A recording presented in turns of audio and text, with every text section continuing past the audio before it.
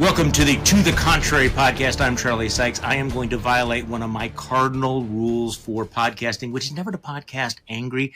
But I don't know what else to do because we have just been watching an extraordinarily disgraceful scene in the Oval Office with Vice President Vance and Donald Trump berating President Zelensky. Joining me on the podcast, my good friend Adam Kinzinger.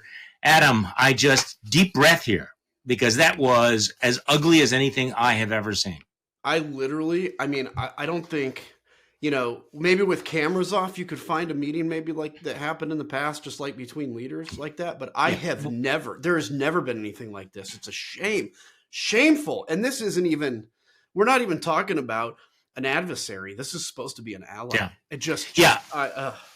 Well, to put it in some context, this was supposed to be the photo spray before the actual talks. The photo spray usually lasts, 10 seconds, 30 seconds, and they get the press out. And then they get down to actually negotiating. And I'm guessing that some of those negotiations can get heated.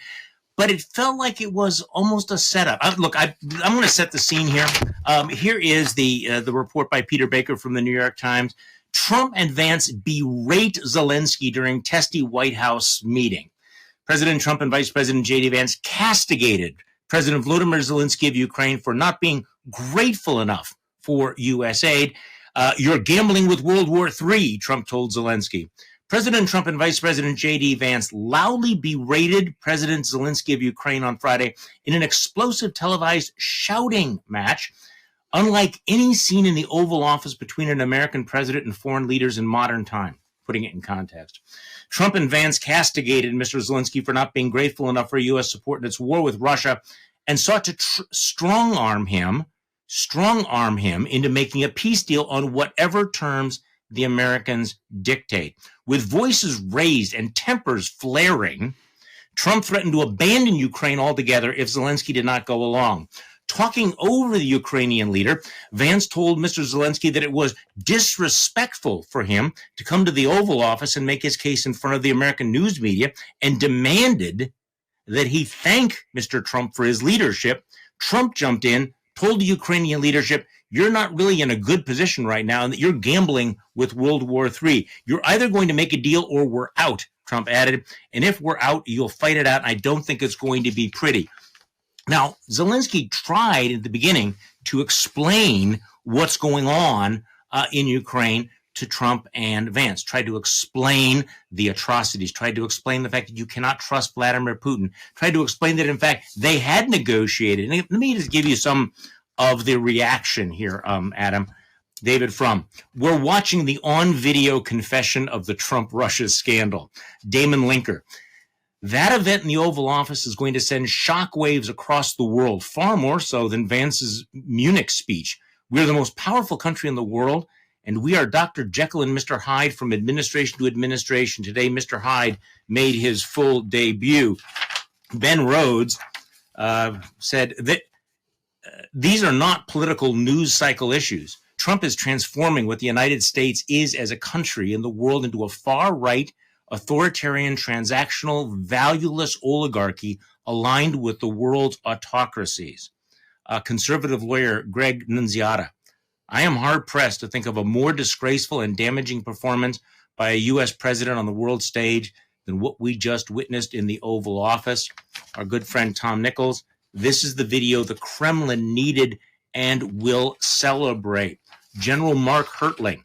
Some have disappointed, some have had bad policy, some made big mistakes, but I have never in my life been ashamed of American leaders until today. And David French, this is utterly shameful. This is Vladimir Putin's best outcome.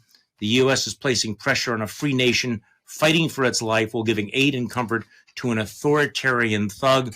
And Adam Kinzinger, Trump is a Russian agent. I'm sorry, but F you, Donald. So, what do you really think, Adam? I mean, I laugh about this because this was if you have worst case scenarios, this felt like that. Your thoughts? I'm sorry. Listen, and I've been cussing a lot on X, and I don't want to, but I just feel like sometimes, and I don't consider the F. I just kept it to F. And but it's like I feel like it's the only words that can describe the feelings. I mean, listen, let's keep in mind, Vladimir Zelensky thanks us all the time. Okay, all the time. all the time. You also put him in the Oval Office where he has two people around him, the vice president and the president, both fluent in English, talking in English. Vladimir Zelensky, who did his best, he didn't have a translator. He could have spoken through a translator. He operated in English as best he could, and he was totally. They intended to ambush him, and what you saw there, it looked absolutely like it was set up to fail that way.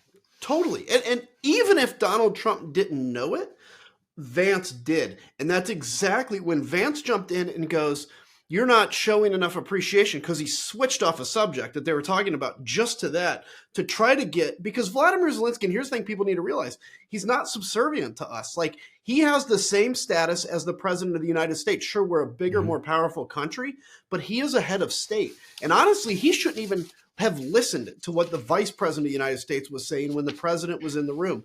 And I've got to tell you, Charlie, the thing that drives me even more insane is that Russia is truly on the verge of losing this war. They cannot generate offensive combat power anymore. Their economy is an out of control inflation. They sold 100 tons of gold to help fund their war machine. They did that secretly because everybody knows when you start selling gold, you're struggling. And Donald Trump and J.D. Vance are desperate to give Russia a lifeline. And it almost feels like they're scared that Russia's going to lose before they can come in and either get this bullshit ceasefire or, totally humiliate Zelensky. I mean, this is America now, Charlie. We're the bad guys right now. I hate to tell you, we are the bad guys. Well, and we've changed position. I mean, I think there was some concern that Donald Trump would force a less than optimal peace settlement on Russia and Ukraine, but in fact, we have switched sides. And this is the week in which, I mean, you and I are talking on Friday. This was the week in which the United States actually sided with Russia in the United Nations against a resolution that condemned their genocidal war against. And China didn't even side with them. China didn't even side. They abstained at least. So we start the week with us switching sides, which is breathtaking. And we end the week with the very personal, angry, intentional humiliation of Volodymyr Zelensky in the Oval Office. And you can tell it was very, very personal. We won't go through all the audio because people will have heard it, but he is trying to make the case, but he's not willing to do what other world leaders were willing to do, which is basically kiss the ring. Now, Macron of France, Starmer of England, were willing to push back in certain areas with Trump, but they were not willing to be humiliated. And what was interesting was the fact that you saw raw. I mean, the raw emotion was that they did want to. They wanted to berate him. I mean, the language in Peter Baker's article is absolutely correct. And they wanted to do it in public. They wanted to do it where the whole world was watching. And this is in the context of a negotiation. Let's just dial back why President Zelensky is in Washington to begin with. He was there, I guess, ostensibly to sign this mineral deal, which was part of the Trump administration's shakedown. Nice country you got there. It'd be a shame if anything happened to it. I was always very, very skeptical about that because, number one, it was not a peace deal. It did not have security commitments to Ukraine, but it was very much kind of a mafia strong arm. If you want us to continue to help you, you have to give us your minerals. And I think there was an assumption that maybe they were going to sign this deal because it wasn't great, but at least it would go on. So he comes in, he's supposed to sign this deal, and instead you have this humiliation. So give me your sense of what happened, because Trump put out a statement, and let me see if I can find it, shortly after this, basically implying that he was done with negotiating with Zelensky. So yeah, I mean, what look, happened here? I think Trump wanted to extract everything from Zelensky. He wanted Zelensky to come crawling. Trump wanted to be the guy that gets the ceasefire, but he knows that he can't push back on Vladimir Putin for whatever reason. And I mean, we're starting to get to the Occam's razor of maybe actually Donald Trump is compromised by Russia. Because I mean, actually, that's the only thing that makes sense. And so I think it was to bring him here, to bring him crawling, to have a ceasefire that ends where basically Russia can rearm and reattack. That's because that's the thing that triggered this, is Zelensky was pressing him on security guarantees. Yeah. Like, right. okay, ceasefire, but you can't just allow Russia to rearm. That's what triggered Vance. That's what triggered Trump. And here's the other thing. You mentioned Starmer and Macron. Keep in mind, those are countries at peace. They can afford to come here, kind of their people understand that they've got to play the game a little bit.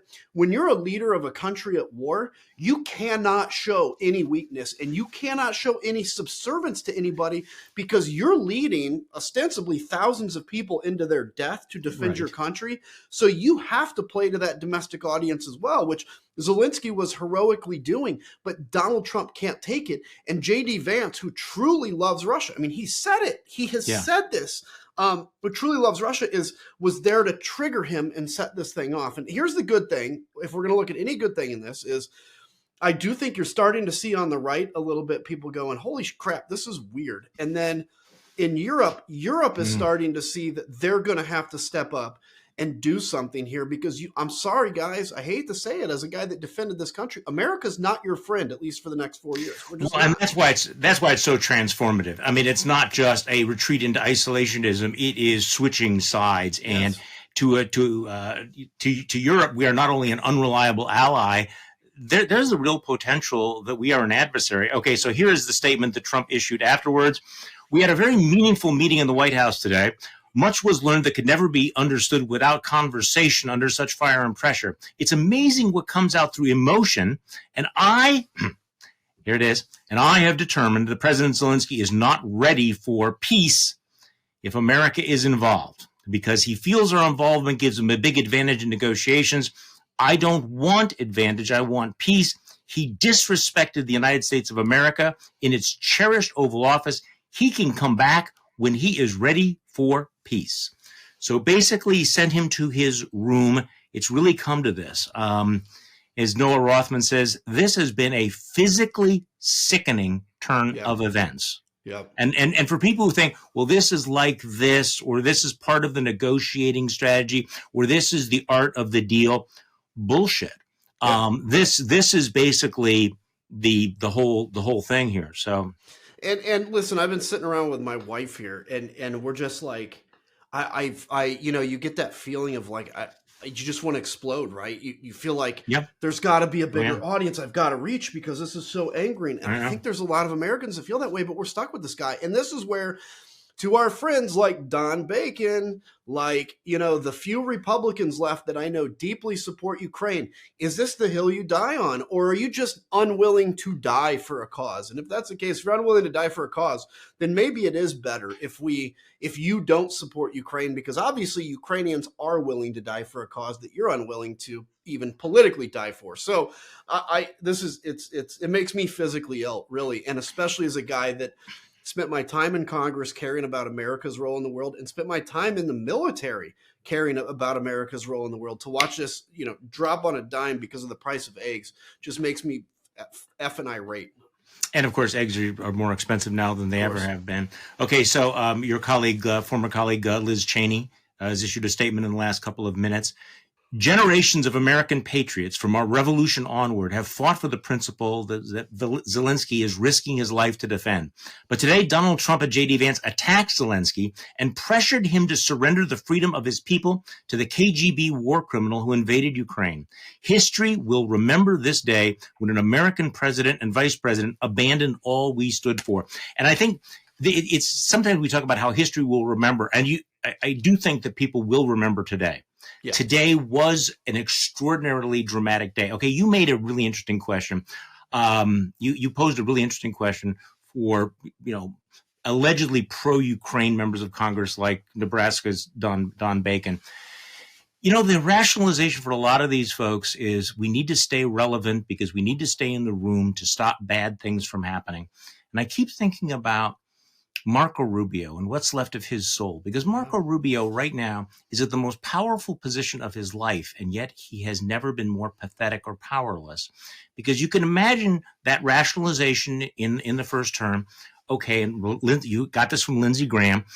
I need to be in the president's ear so that we don't do something that might be reckless or dangerous. What are they telling themselves now? Marco Rubio is the Secretary of State. He has watched us switch sides in the Cold War, siding with Russia over Ukraine, abandoning much of the rest of the world with cuts in the USAID program that he had supported.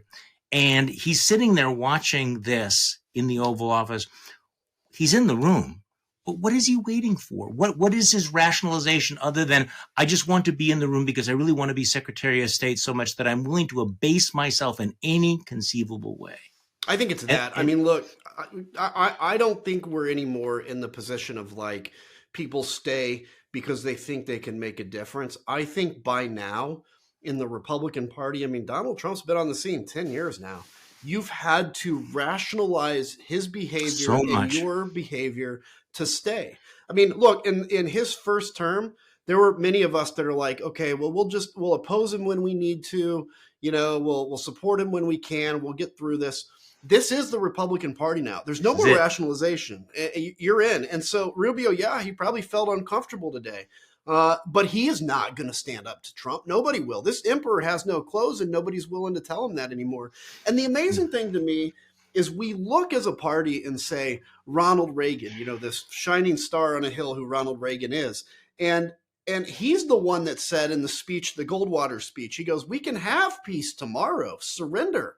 And this is exactly what Donald Trump is talking about. All of a sudden, Donald Trump and the Republican Party, by extension's highest call in the war in Ukraine is simply peace. I mean, dude, we could have peace for eternity with every enemy if we just surrendered. If after 9/11 we said, fine, we'll do Sharia law or whatever you guys want, we would have had peace. We never had to do the war on terror. If Ukraine would simply say, we're not going to defend our country, they can have peace too. And we've forgotten that. And somehow, you know, Marco Rubio, who I bet still has a picture of Reagan somewhere in his office, is now the guy that puts peace at high cost because he's unwilling to stand up to Donald Trump, one of the most flawed human beings, not just to occupy the Oval Office, but probably to ever exist on the face of the earth. And these guys are too scared. They can't do it. Yeah. Well, and so this week is the turning point. This is the turning point that some of us have been warning of, and yet still when it happens, it is tragic. Okay, so Adam, we wanted to spend a little bit of time on this, get this out, and I want to continue this conversation, which people can hear over the weekend. Okay, stick around. Adam and I have a lot more ground to cover.